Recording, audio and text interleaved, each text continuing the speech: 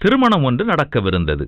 பெண் வீட்டாரும் மணமகன் வீட்டாரும் உற்றாரும் உறவினர்களும் கூடியிருந்தார்கள்.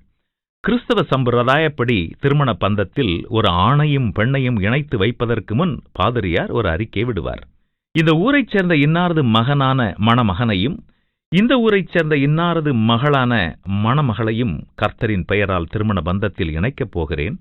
இந்த திருமணத்திற்கு யாரிடமிருந்தாவது ஏதாவது ஆட்சேபனை இருந்தால் எழுந்து நின்று கர்த்தரின் முன்னிலையில் அறிக்கையிடலாம். கூட்டம் அமைதியாக இருந்தது. ஊசி போட்டால் ஓசை கேட்கும் நிஜப்தம். கடைசி வரிசையிலிருந்து ஒரு அழகான இளம்பெண் எழுந்து கையில் அழும் குழந்தையுடன் பாதிரியாரை நோக்கி வேகமாக நடக்க ஆரம்பித்தாள். கூட்டத்தில் ஒரே கசமுசா. அந்த பெண் பாதிரியாரை நெருங்கும் முன் மாப்பிள்ளை பையனின் தாயார் மயங்கி விழுந்தார். கூட்டம் செய்வதறியாது திகைத்து நின்றது. மணமகள் மணமகனை முறைத்துப் பார்த்தாள்.